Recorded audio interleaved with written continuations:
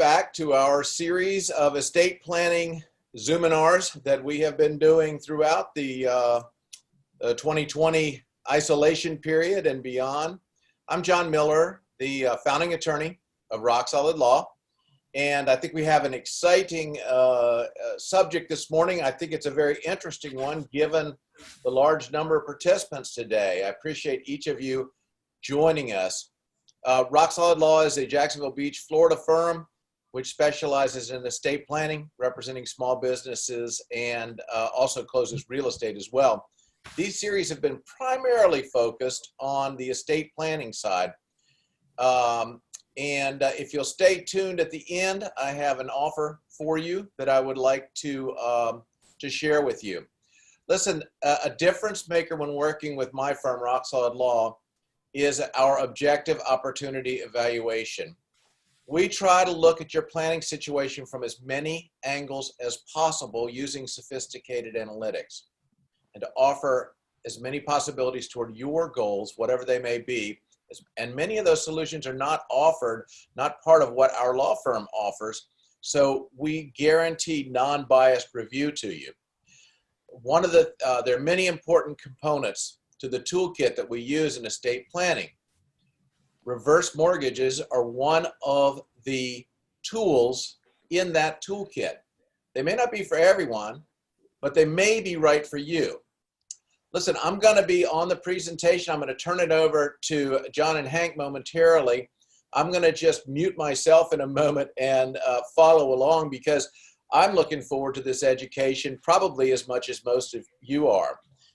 I will let John and Hank decide how they want to take questions, but we always do questions at the end, and we use the chat bar that we were just talking about to do so. So please feel free to type a question in at any time, and we may pick them up at the end of the session, unless there's one that John or Hank decides that they want to address right at that point in time. At this point in time, it's my extreme pleasure to introduce John Reardon. He's a reverse mortgage specialist for AAG, which is American Advisors Group. And that company has Tom Selleck as a spokesman, which is pretty fun for me. I think you can guess my age. So I grew up on Magnum PI. And I particularly remember the movie 3 Men and a Baby. What a cool thing. Now, John has 15 years in the reverse mortgage industry with his national and state license certification. He's a Florida notary public, a certified signing agent, and a United States Marine Corps veteran. John, thank you for your service. I am a son of a colonel, so I appreciate your service to us. He's a 32-year resident of St. Johns County, Florida. He loves serving seniors in Northeast and Central Florida, as well as Georgia, as a reverse mortgage referral partner for other senior care industry professionals in our area, and for homeowners 62 years of age and older. I will let John at his leisure, he'll take over momentarily, and he's going to introduce to you Hank Sanders, a strategic business specialist with AAG. John, will you take it away? Yes, sir. Thank you, John. And I appreciate the help that you give everybody as well in the Jacksonville Beach area, Northeast Florida area. Absolutely. You're very established also. So it's nice to partner with you this morning. So thank you. Thank you. Yes, sir. All right. So what I'd like to do is I want to remind people this is going to be just a nice overview of reverse mortgages. We're just going to relax this morning. If you have your cup of coffee, everybody just relax. This is not going to be a sales presentation at all. It's just going to be educational, letting everybody know how versatile. Absolutely, John. I see you drinking there. But everybody will be able to just learn a little bit more about reverse mortgages. Some of the rules and regulations. We're going to go over a couple of examples of how they can be used. And literally, we're just open to all questions. If we don't get to your questions, we're happy. I'll share my email address with you. I'm the local representative for AAG. Hank Sanders is a strategic business specialist for AAG in the financial, as a financial consultant. And so I live near the World Golf Village area. I serve all of Northeast Florida, and I go all the way down to Daytona Beach, Central Florida. But again, I'm the area representative for the company.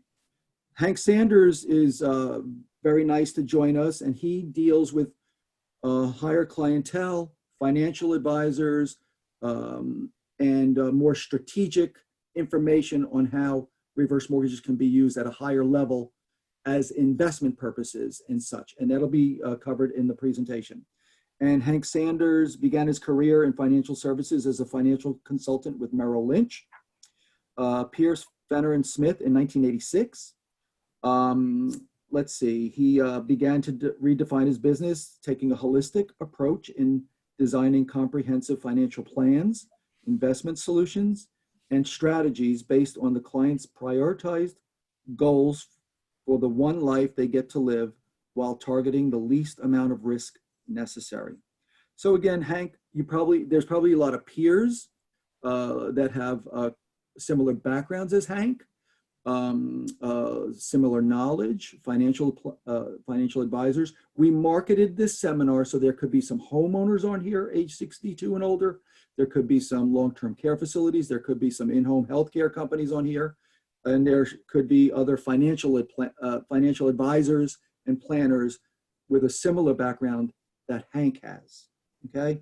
And again, Hank is our specialist with American Advisors Group to deal with financial planners and people who have CFPs and CPAs. So what he has his securities and insurance license, including the Series 7, 63, and 65, and he is a chartered retirement plan specialist designee. So what we'll do is we'll start the presentation, and I'll turn it over to Hank, and then we'll just relax. We'll go through the presentation, again, sharing how versatile reverse mortgages are. If you have any questions, always type it into the chat box. We're happy to answer any questions. And if we don't get to them, we'll follow up with emails. I'll share my email in a couple of minutes. And we're going to finish up at 10 a.m. because I know we scheduled this from 9 to 10. And I know that people have probably a scheduled Thursday. So with that, Hank, I turn it over to you, sir. And let's get going. All right. Good morning. I'm going to share my screen. Let's see, John, you may need to allow me screen sharing. Oh boy, Hank, now you're going to show what I do and do not know. I thought I had shared my screen for you. Zoom would like to. Yes. Hank, do you have a little button at the bottom of your screen that says share screen? Yep. Yeah, it's giving me the message that the host needs. Yep. Okay. All right. Try it again. Let's see. Still showing disabled participant screen sharing. All right. I'm going to get my my text down the hall to make sure I do this. We tried this out yesterday. I thought we had it resolved. Give me 1 minute, gentlemen. Okay. Sure, don't worry. Hey, and Hank, John. while he's doing, Yep. Hank, while he's doing that, and then before you start your presentation, I could talk a little bit about kind of what the reverse mortgage is, okay, while they're doing that, and then when we get that settled.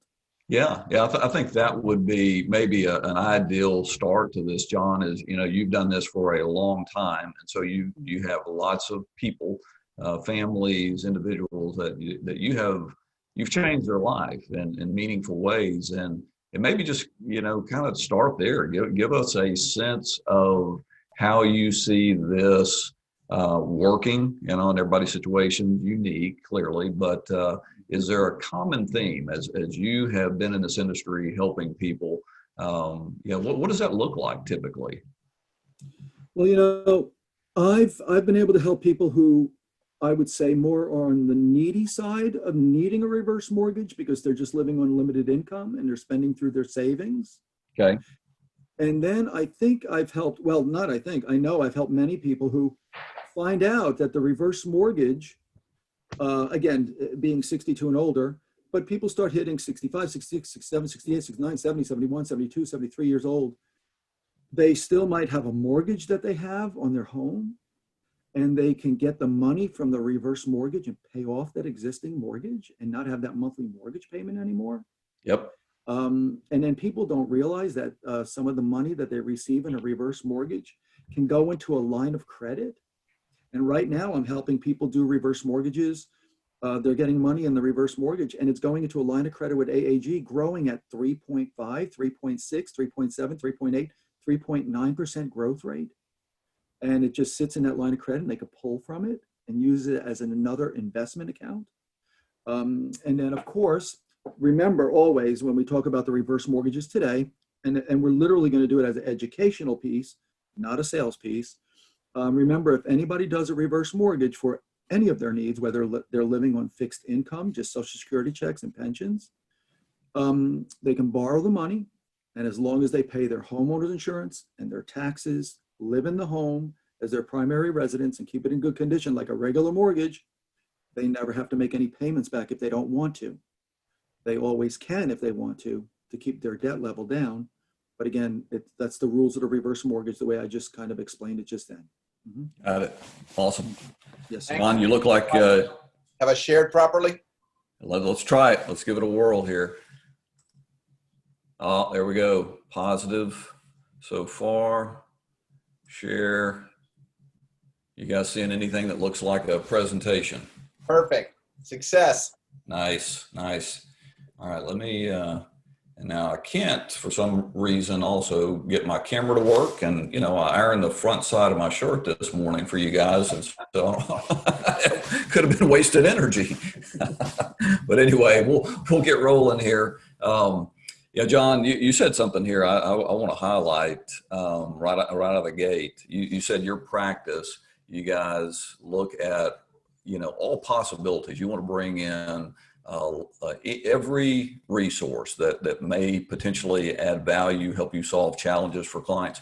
And as I have been working with strategic alliances over the last 3 years, as I've joined AAG, our team has been working with planners, attorneys, CPAs around this more advanced planning, bringing in this additional tool. And that's really the common theme that we've seen. And I think everybody that's on the presentation this morning is going to walk away with the sense that, wow, this thing really does add additional flexibility. It brings in additional possibilities to help produce better outcomes in a retirement income plan. And so what we're going to try to accomplish here is communicate a fairly complex tool and the way it can be used a lot of different ways. And we're going to do that through sort of a story of a family and how they used it in multiple ways over the course of their retirement.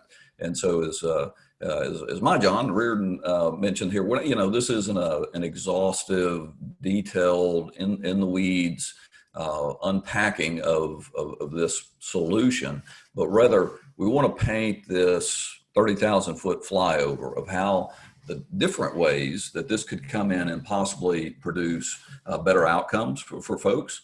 Because the reality is a lot of people, most people, I think, sort of have reverse mortgage as in a category of needs-based, right? So something's happened, we haven't saved enough, there's been an illness, a divorce, something's happened, and so we have to bring in housing wealth to have a secure retirement. And we certainly help a lot of folks at that end of the spectrum, right? But what you're also going to see here is that these solutions can come in for that, let's call them mass affluent retirees, baby boomers, and even into the higher net worth. This presentation is going to cover the government insured version of a reverse mortgage called a home equity conversion mortgage, or you'll hear me use the acronym HECM. But there's a whole different category out there of proprietary, non-insured, non-government issued reverse mortgages. And you're going to see a lot more of those hit the market over the next several months and years. But right now, they're all kind of in the category of let's call them jumbo. So above the lending limits of where the FHA insured version fits. So not to confuse you there, but we're going to be talking about the HECM today. So is that advancing for you guys? John, give me a nod if you see. Okay. Yep. So let's really, again, kind of define who this thing works for, who it was created for. This is specifically a solution that was created for that baby boomer, that retiree, for an efficient way that somebody who is nearing retirement, already in retirement, can leverage, monetize, access home equity. And so a lot of things change when we've accumulated, we've saved assets, we've built wealth over the course of our working years. But when we make that transition into retirement, there's some core concerns here. And so if you're in this category, or maybe it's your parents or your clients, I know we've got a variety of folks on this presentation today, but if you have concerns about the rising expenses in retirement, right? And just because you've retired, inflation doesn't go away. This is also applicable for people who want, that emergency fund, that additional safety net, because life is uncertain. And we're living in a dramatic era of uncertainty right now. And so having additional resources that may already be existing, but now they're with this solution can actually become tangible. So we've monetized an existing dormant asset. And again, this is for homeowners. So we'll go through the details in a second, but Hank. Yes, sir. Hank, yes, sir. I just wanted to comment on that. That third bullet down, the little check mark, the third one down. So that's just going to point out, if you have an existing mortgage on your home, you only get a certain amount of money in the reverse mortgage. And if you've paid down your mortgage enough, you'll get enough money to pay off your existing mortgage from the money from the reverse mortgage. But if you own your home outright, you just get more money in the reverse mortgage that you could use to the way that you want to use it. Yeah, perfect. And so what, as John and I kind of go back and forth here and riff together. John's the loan officer. I'm not. And so he's the specialist. He knows exactly how this thing works and can create the right structure. And so these details that he'll give throughout here are super important. And so the other thing to be aware of is, as we retire, typically we're going to be using those accumulated assets for income, right? We all we have certain sources, in our unique situation of income. Maybe we've got a pension or Social Security, but most of the time people use their accumulated assets. And so that withdrawal rate is important. And we'll actually show in some dramatic ways how that's maybe the most critical thing when you retire is determining how to set that up properly.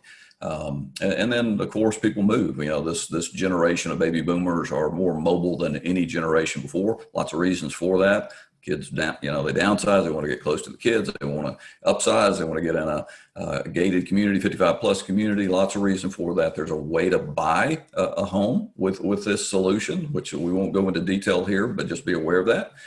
And again, this becomes more advanced planning, where everything matters in a financial plan. So no decision that you make is made within a vacuum. If you do one thing, it's going to affect everything else. And so this is a more holistic planning, where you're looking at everything you have and creating that sort of symphony for the right outcome based on everything you have. And so I saw this in my practice as a financial planner over 30 years, every conference I've been to. And now, as I have talked to thousands of financial advisors and worked with them in their business over the last 3 years to bring these solutions into their practice in a proactive way, there's an undeniable truth that when people retire, there are some core concerns, regardless of where somebody lands on the economic spectrum. We all have concerns. We all know that we're living longer, maybe not healthier, but we're living longer. And so running out of money is a concern. We want to make sure that money is around as long as we are on the planet. And then lifestyle. Nobody wants to back up, and everybody gets the fact that inflation doesn't disappear when you retire. And so you've got to be able to continue to increase your income just to be able to stay even with the rising cost of everything it takes to live on planet Earth.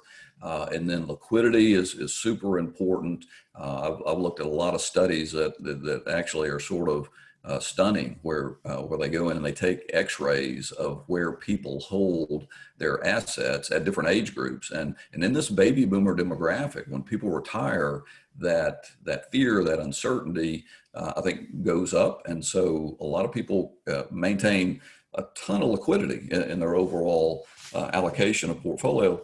And there's consequences to every decision. And so the more liquid something is, typically the lower the rate of return is going to be. And so there's a consequence to that. But then the sort of the last and final thing you'll see here as we demonstrate how this HECM solution works is the legacy value. And John talked about, the estate planning aspects. You're going to see some really interesting things that can come into somebody's legacy, the things they care about, the people they love. If you're met all these other sort of hierarchy of needs here, if you have money that's going to last as long as you last, and you're able to keep up with your lifestyle and have an emergency fund, well, the final thing you really want to do is have your life's work have some meaning, some lasting value beyond, just the time you're on the planet. And so this is again a unique tool that, no universal fit. Everybody's situation is unique, but there's nothing else in the financial services world that can replicate what this tool can do when it's viewed and understood as a strategic planning tool. Okay. So as we keep moving here, again, some of the basics, but some people have super complicated situations, and some people have very simple financial situations. But regardless, when financial professionals sit down with their clients and start looking at all the pieces of that unique client, their family, the puzzle, really some short list of categories of things. And so when we particularly as financial advisors, when we start to look at the risk and return possibilities of any type of asset or asset class, when we run home equity through that same grid, let's call it, it stands out as a very unique asset. Your house, if you have a $500,000 home that's paid for, right? You have no mortgage on it. Well, your house appreciates in value, or it could depreciate or stay flat. And so home equity has absolutely no impact on the return value of your home. So when you really start to unpack the math around home equity, it's an asset for sure. It's part of your net worth, part of your balance sheet, but it's not really there, right? Something else has to happen. You have to sell the house. You have to leverage it, monetize it in a way with a mortgage to actually make that a true asset. And it's an asset that has no independent rate of return other than what the house is going to do. And so when you lay the backdrop of financial planning against that particular asset, whether your overall net worth, maybe 5% of your net worth is in your home equity, could be 95% of your net worth. Doesn't matter. Whatever it is, if it's not included proactively and evaluated in the context of your overall holistic plan, probably not the ideal plan, right? You're not back to John's early statement, you're not able to see all the potential outcomes, right, and all the ways you can solve problems. And Hank, let me just throw in there real quick here too. Yep. So you're seeing all the potential incomes that people have when they get older because they're not working anymore. So some people want to turn to get a home equity loan from the bank, but again, they might not qualify anymore because they're not working anymore. They can't qualify. Plus, they would have to make a payment back on the money that they borrow. That's why a lot of people turn to the reverse mortgage, is because it's somewhat like a home equity loan, except the payment isn't required. Again, as long as you follow the rules. Go ahead. Thank you. There you go. I mean, that's again, we're kind of talking about a theme here of flexibility. So this can come into somebody's overall plan in a lot of ways to add some additional safety nets, guardrails, and flexibility into the plan. All right, so here's what we talked about. We're gonna walk through a story of Brad and Heather's life, and so you're going to get to see typical American family, how they were able to proactively bring in a reverse mortgage into their financial plan, and how it's going to help them do certain things throughout the course of their retirement years. And so what you're, that looks like a bunch of confusing stuff there. But what I want to point out is, as you take a glance at that, this is where we're going over the next 30 years of Brad and Heather's life. There's one line on that little chart there, 30-year chart, that's different than everything else, right? So it's the dark blue one there in the middle that's labeled principal limit, and we'll tell you what that is here in a second. But it's different, right? It's the only one that doesn't move up and down, right? It's only going in one direction, smooth, easy growth, upward trajectory on that line. And the unique nature of this solution is what's going to allow Brad and Heather to do what they're going to do with their home equity after they put in this home equity conversion mortgage line of credit and that principal limit. So I know that doesn't make sense at this point, but we're going to come back to it and you'll see how this works. All right, so let's get them started here. They're at age 42 and 43. They buy a house, $250,000, traditional setup here. They put 20% down. They've got a 30-year mortgage, $985 a month, principal and interest. And so here's Brad and Heather out of the gate, kids, all that. And so let's fast forward now 20 years. Right now they're sitting down with their advisor again, and they're ready to retire. They're right on the threshold, and they're going, okay, so let's do an assessment. Let's figure out, what this next phase as we transition into this. And so they've been saving. They've accumulated about $700,000 in retirement tax deferred assets and IRAs. Their house appreciated, so it's now up to $550,000. They've been paying their mortgage every month, and so that mortgage is now down to about $96,000. Okay. And so as they think through with their professional advisors, what they want to achieve for this next season, this next phase of life, some of their objectives is to keep this home. It's larger than what they need now. There's just two of them, but for a place for the kids and the grandkids to come back during holidays, they want to keep this home, and they want to improve their monthly cash flow, right? Long-term care, in-home care. Everybody that's on this webinar, I guarantee you have thought about it at some level. You can't miss it. It is the number one risk. It's the biggest planning gap that's out there. Statistically, we've got a high probability when we enter into retirement that we're going to have a healthcare cost. And unless you do some really specific things to account for it, to cover it, nothing else that just kind of comes with retirement is going to cover that risk. And so they're aware of it with their advisor. And so they want to make sure that they are covered if that should be part of their reality in retirement.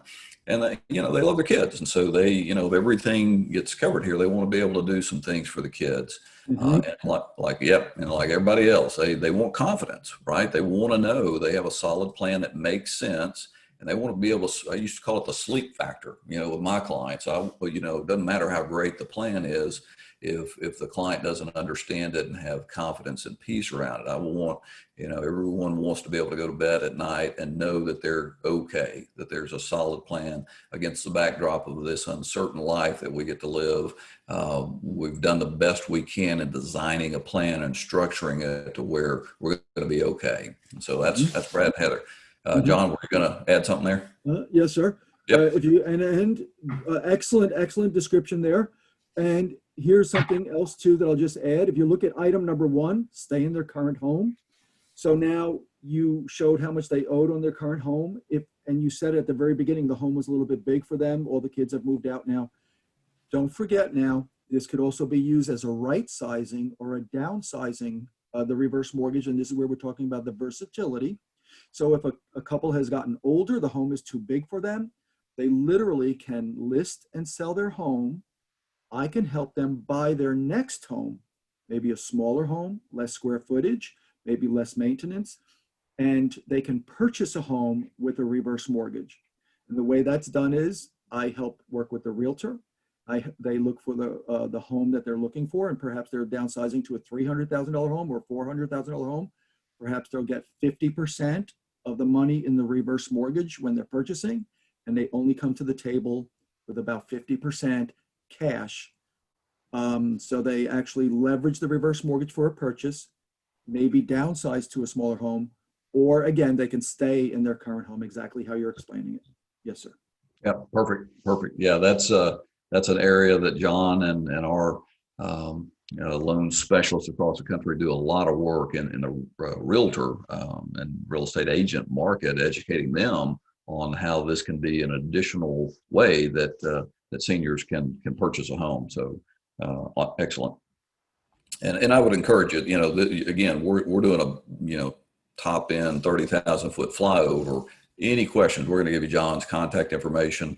You can connect with him specifically about your situation and dig down into any of these things that may pique your interest. Okay, so here's back to Brad and Heather. So part of their strategy, and they're going to have way more going on than this, but we want to highlight a couple of things. They're going to refinance that existing mortgage balance that they have. Right, they're gonna refinance it with a HECM loan, right? So nothing weird about it. It's still just a loan. The lender doesn't own the home now, nothing like that. It's just a lien against the property, just like the mortgage they had.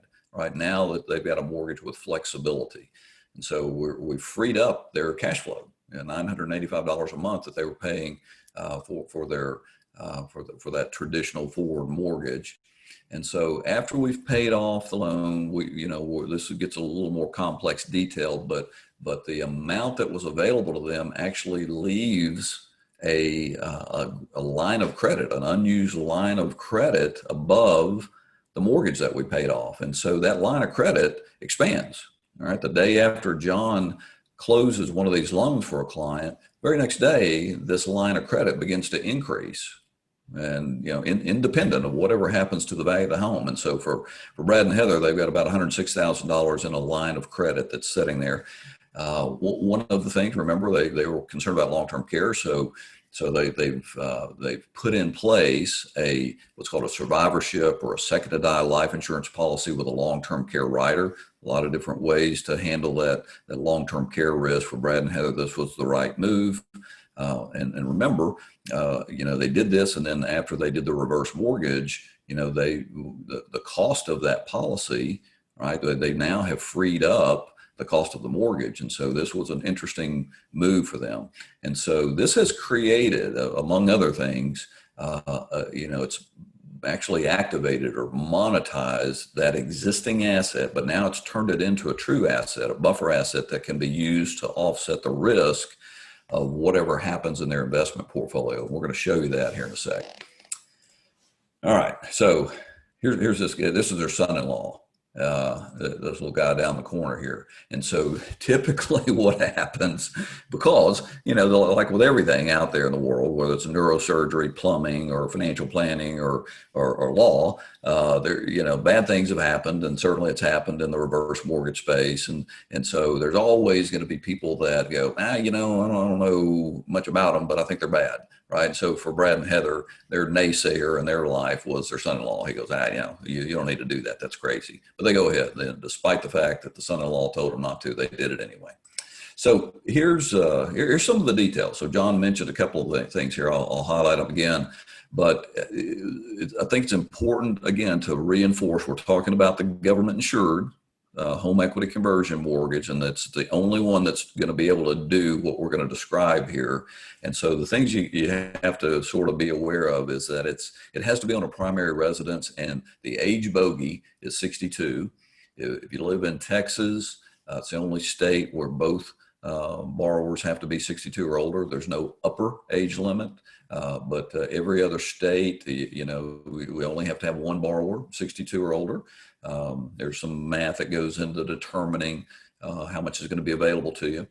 The other thing is it's primary residence, so this can't be done with a second home, vacation home. You can use this loan. We do it all the time to help people buy second homes and vacation homes, but the loan itself has to be on the primary residence, and it's a non-recourse loan, which is sort of interesting. What does that mean?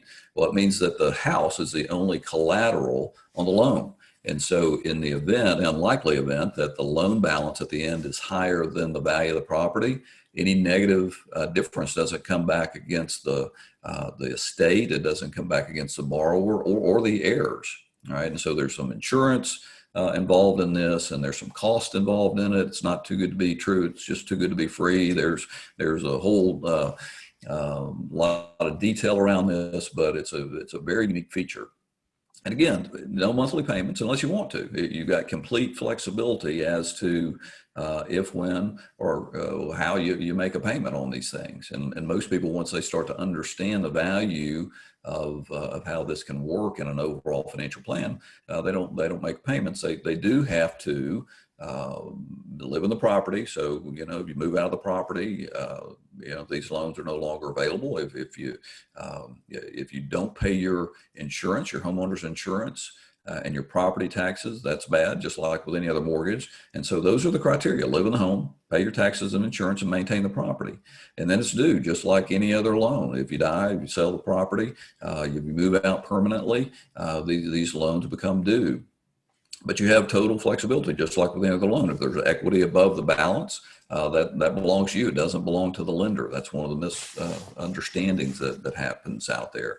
And so again, Hank. Yes, sir. Yep. Let me just reiterate what you just said, because this is one of the biggest misconceptions of the reverse mortgage, and you're spot on. The bank, AAG, does not own the home. You still own the home. It's just a mortgage taken out against it. Everybody still is on the deed. Everybody owns it. And then when the couple or the parents leave the home, one person passes away, the other person can continue to live there still safely until they pass away, as long as they pay their homeowner's insurance and their taxes and their HOA fees and such like that. And then it goes to the children, even at that point. And then there's a balance due on the reverse mortgage. They get monthly statements, and then the children get the home. They could either pay off that balance and own the home themselves, or they just list it with a realtor, sell it at market value, pay back what's owed on the mortgage, and then they keep the profit. There you go, sir. Thank you. Yeah, perfect. The last bullet point there is, and this is big, right? This is it's an additional resource that doesn't impact your taxes. And so as you think about where we are in this country, the amount of debt we have now, well, that's going to get paid back at some point. And typically, what we've seen is that gets paid back through higher taxes. And so having assets where you diversify a lot of things, you diversify your taxes as well. So now you've created a bucket of tax-free money, right? It's a loan. So as you use the mortgage proceeds, that doesn't impact your tax. So it doesn't impact the taxation of your Social Security. If you find yourself in that fortunate group where you're a high income category in retirement, it doesn't impact the Medicare means test. That extra surcharge can add up to hundreds of thousands of dollars of additional taxes for that free government health care called Medicare at certain income levels. And so there's some really interesting tax overlays that can come into play in this that we don't have time to go into this morning, but just be aware that you've got an interesting tax-free bucket of money that's been created in this solution. All right, we get a lot of, when we do these things live, we get a lot of interaction around this. Greatest picture of all time.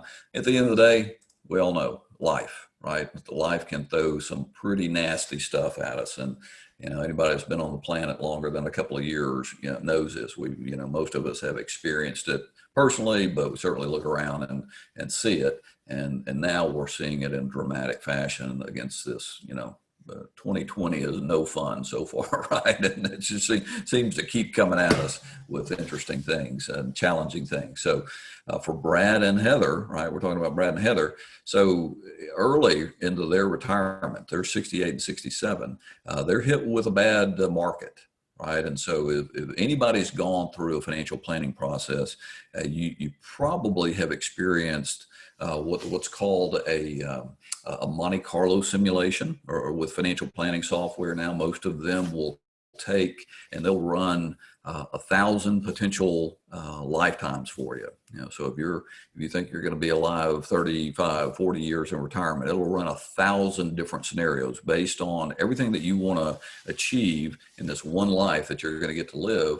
taking all of your assets, capital market assumptions, and it runs those randomly forward 1,000. You can't even get your head around the math that's happening there. But basically what it's doing is it's creating this picture of, what the future may look like and how many times, what's the probability of you, with everything that's going on in your unique detailed life, having a successful retirement, having enough assets to do what you want to do.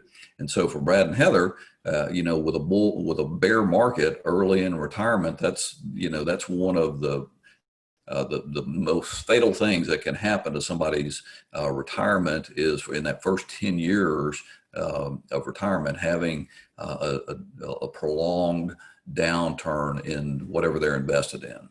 And so for them, as they look initially, they were going to have money that lasted throughout age 100. When we bring in the new analysis with this bear market, they run out of money at age 87. So not good. Well, here's our son-in-law again. Remember, he was a naysayer. He was the one that told him not to do the HECM. Well, now he looks up and he goes, hey, can you use that HECM, that home equity thing you did a few years ago? And that ended up being the brilliant solution here. And so remember, Brad and Heather had a line of credit that started to grow the very next day after their loan was closed. And so that became the ideal tax-free buffer asset to use to mitigate that risk of that bad sequence of return they had. And so they were, instead of continuing to pull from their portfolio that was down, they were able to use their other asset that was now monetized, leveraged to where it was accessible for them to use $20,000 a year to supplement their income, to take the pressure off their portfolio. So instead of decimating the longevity of their portfolio, it's now had a chance to recover because they were more strategic with all their assets, right? And so we go again, take another leap here, 12 years down the road. They're now 74 and 75. The IRA has grown. Look at that. We didn't kill it with the bad market because we used the other asset, home equity. So it's now grown to about 830,000. House has continued to appreciate. It's now up to 780,000. Well, we got a higher mortgage, don't we? The balance, we refinanced and they haven't been making a payment. We used it to pull from during that market downturn. But look, their line of credit is still there. It's growing, right? And so even though we've used this mortgage, that's growing line of credit has continued to benefit Brad and Heather. And so, Hank, yes, sir. Hank, yes, sir. Let me just add this real quick. I have an example. I'm helping a couple right now. They're in the process. The youngest borrower in the household was born in 1957. Their home is appraised at $716,000. They're going to be getting, because again, the amount that you get is based on your age in the reverse mortgage. So they're going to be getting $315,548 in the reverse mortgage. They discovered that they put that money into the line of credit, and their line of credit is going to be growing at 3.9% growth rate. So it's similar to the example you're doing right there, and then it's going to compound on itself and grow, and they're going to use it as another investment account. Beautiful. Yeah, that's fantastic. Okay, all right, so here we are. Brad's now 82, so we're 7 years further into their story. And so here's this cat again, right? So he shows up this time for Brad and Heather. Brad takes a fall, and he's going to require some changes to the house, ramps, grab bars, things like that. And so the home renovation, about $30,000.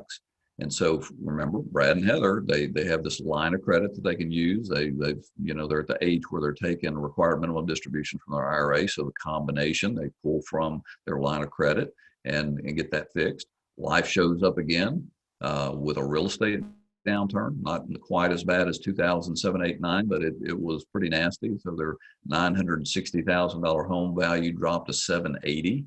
Their mortgage balance, remember, they've been using this thing and it's been growing. It's, there's interest that accumulates on this. And so it's now up to $550,000. Okay.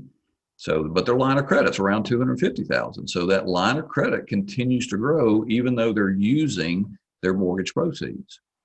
And so next iteration here for Brad and Heather, he took a fall, he got hurt. 2 years into this thing, he requires some additional help, some care, and it's expensive. It's $5,000 a month, and it may be a lot more than that, depending upon where you are and how that comes into your life.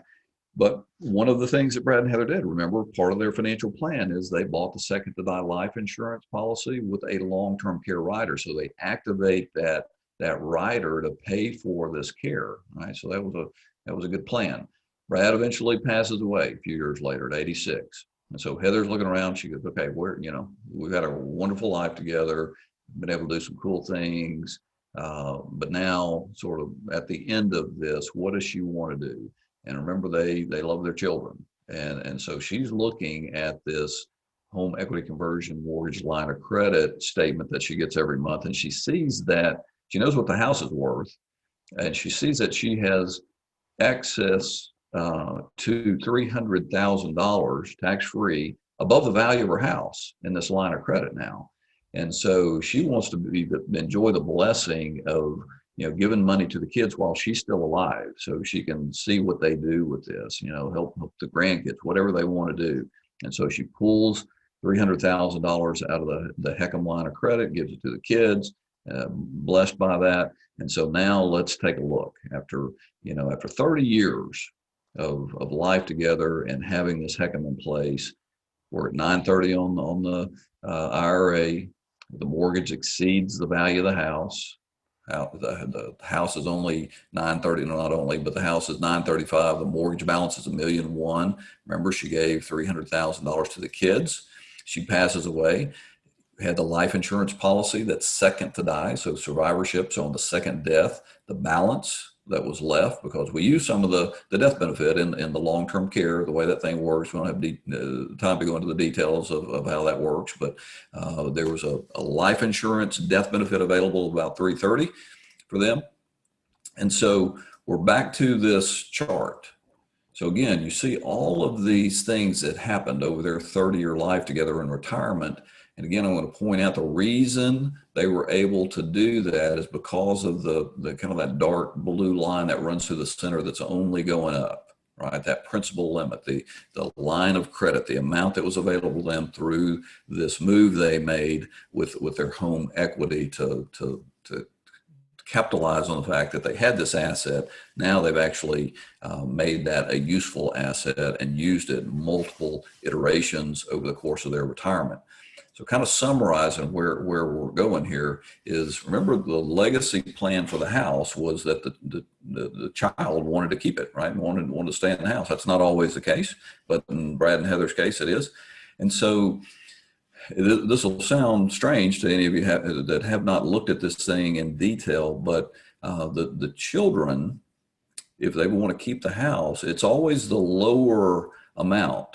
You look at the two things. You look at the balance, right? What does mom and dad, what do they owe, right? And the HECM loan. And if that is lower than the value of the house, then they can pay off the loan and keep the property. But in this case, remember, the loan balance was higher than the value of the house. And so now what happens is there's a third party that comes in and appraises the property. And so Brad and Heather's son's able to buy the house for 95% of whatever it appraised for. Even though Brad and Heather owed a lot more than that. And so that's where that insurance comes into play. And the other thing that's a little more complex here, but pretty cool estate planning move here. Remember, they had acquisition indebtedness in that original mortgage, so that what they bought their original house with, and that's the only mortgage debt that potentially the interest is deductible on. Well, when it got refinanced into the HECM loan, it actually created a new asset, a tax asset. And so as they did not make the payment on that original acquisition indebtedness, it grew and accrued. And so now they've got about $145,000 tax offset. And so as children inherit a taxable IRA, and in light of the new Secure Act, instead of getting to take that out over a lifetime, they're having to take it out over 10 years, over a compressed time period. Well, now there's a pretty interesting tax move here. That's an inheritable deduction. And so John can help you, with the details of what that looks like in an estate plan. But that's something that is way misunderstood and underutilized out there in the financial planning world. And so got John, or the son gets to keep the house and enjoy it. So again, here's where we're wrapping up on this thing is, Yep.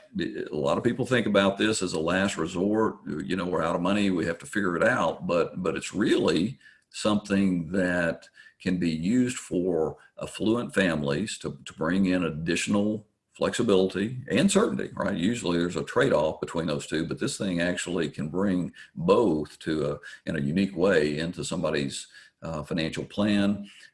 We did several things there, but we're certainly covering the long-term in-home care expense that Brad had, buffering that through that market downturn. Big things happen in a good way for these folks. And so at the end of the day, we were able to have a predictable growth rate, access to their equity, regardless of what happens to the value of the house. House can go to zero, doesn't matter. Your line of credit continues to grow independent of that. And so, did you want to say something there, John? I think we got 8 minutes left, but I know. Yep. Yep. I just wanted to point one thing out, that you want your statement, your first bullet point on the other page was it helps affluent clients, right? Yep. Of course, Yep. right? Which it does. You can see it there. But I want to put out another example. I'm helping a woman whose husband passed away 5 years ago.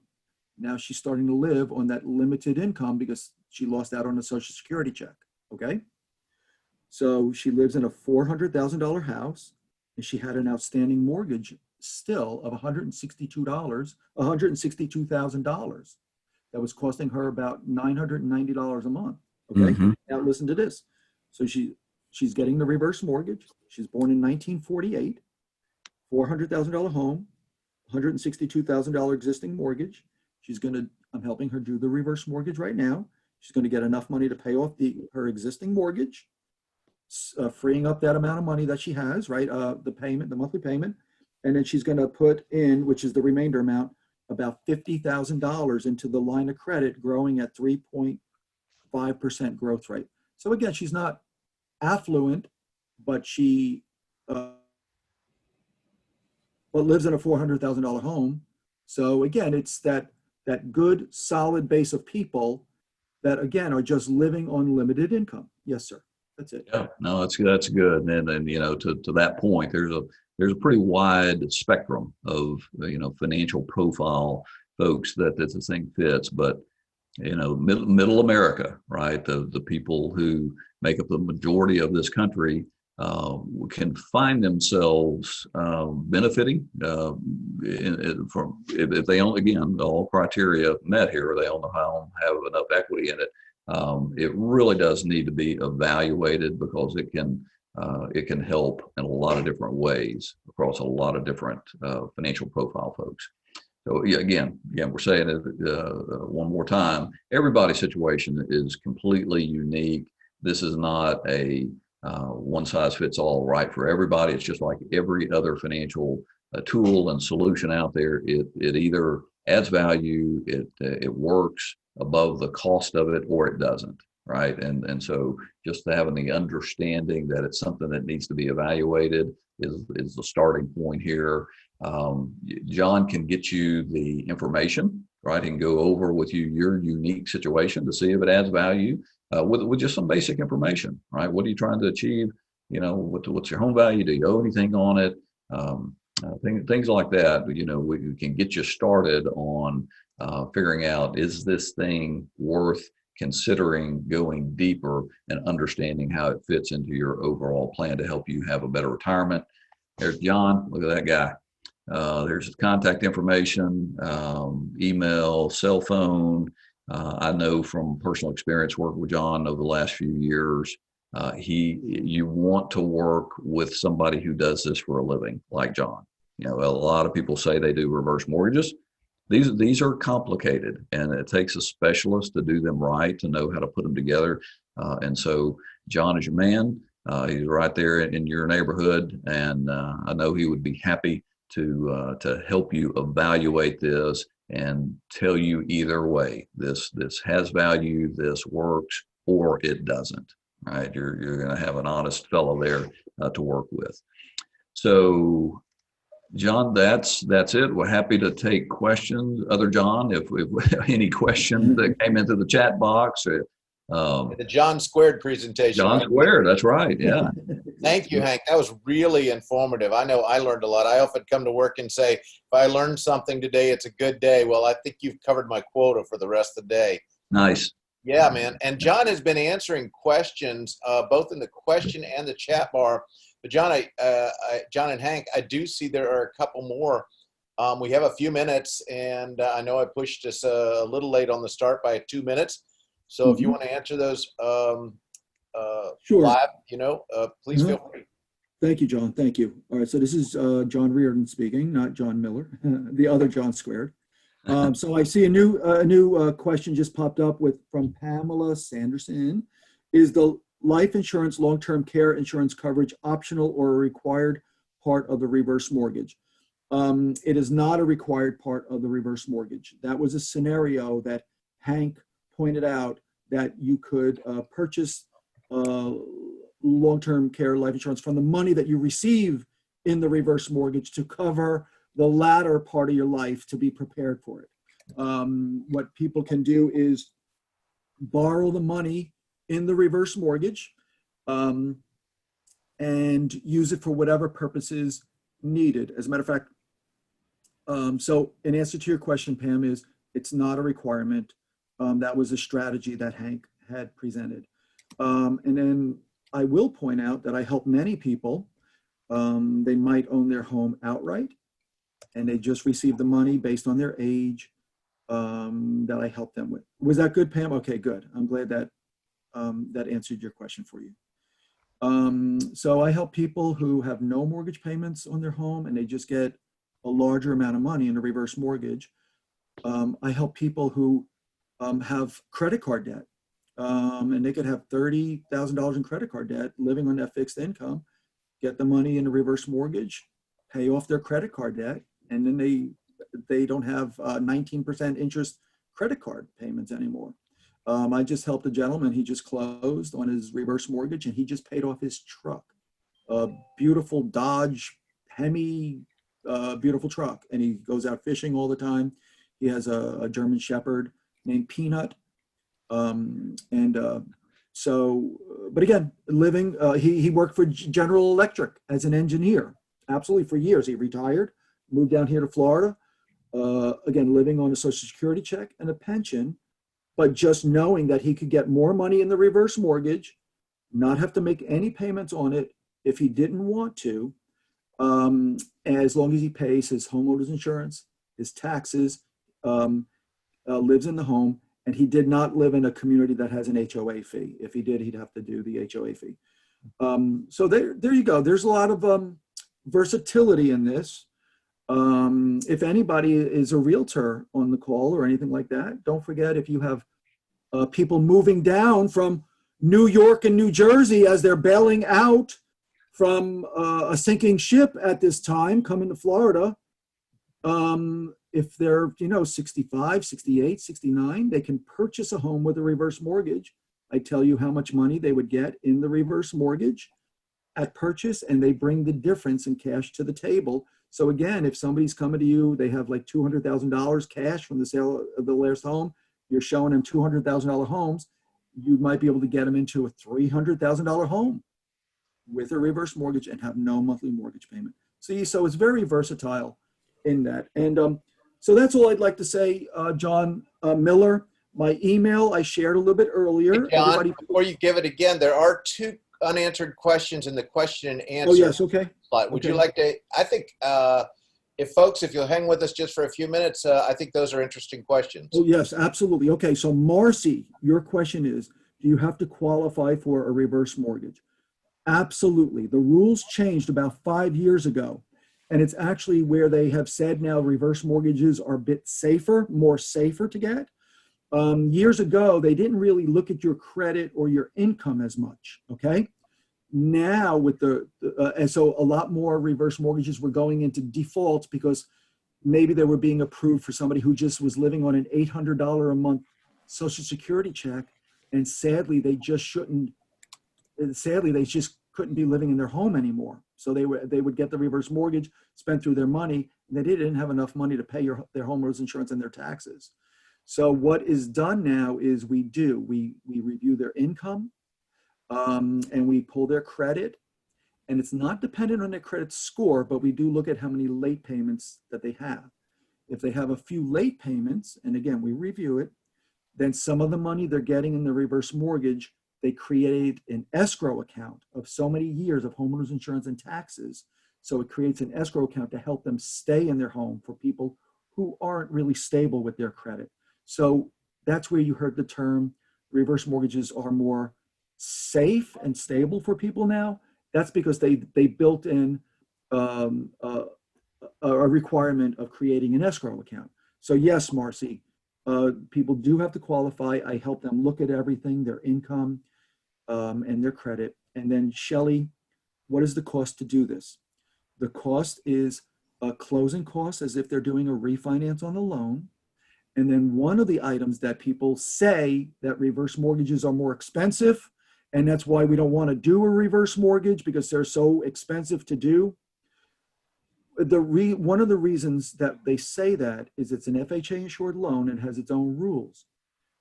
2% of the appraised value is the MIP, is one of the closing costs. And you don't have that on conventional loans, okay? So that is what makes, so again, I show all the closing costs. When we're doing something called a proposal, just showing all the figures at the beginning. But what is the cost to do this loan? It's closing costs for a loan. I show that. And again, one of the items that no getting around, because it's the rules of the reverse mortgage from HUD and FHA, 2% of the home value is the MIP cost up front as a closing cost. And that's why some people say reverse mortgages are more expensive to do than others. But that makes it an FHA insured loan with its own special rules, which actually helps create that line of credit with that growth rate that is not recalled like a home equity loan, the money in a home equity loan, like a lot of banks do at this time, you see? So its own rules of the reverse mortgage, the HECM program. John Miller, how was that? Perfect. Hey, guys, we went 1 minute over, 61 minutes, perfect presentation. We had a large crowd this morning. I appreciate everybody tuning in. You're seeing John's email address, cell phone number there for more questions. And of course, if there are general questions on the estate planning side, Shelley and I are happy to answer them over here at Rock Solid Law. Hank Sanders, that was really educational this morning. Thank you so much for your time. And please do hunker down and stay safe out there. And we send our prayers out to everybody who's negatively impacted this week. Folks, thanks for tuning in. I forgot to even cue up my fade music today. I got so enthralled with the presentation. So we'll see you for the next presentation. This is John Miller, Rock Solid Law. Thanks, gentlemen. Have a great day. Thanks, Sean.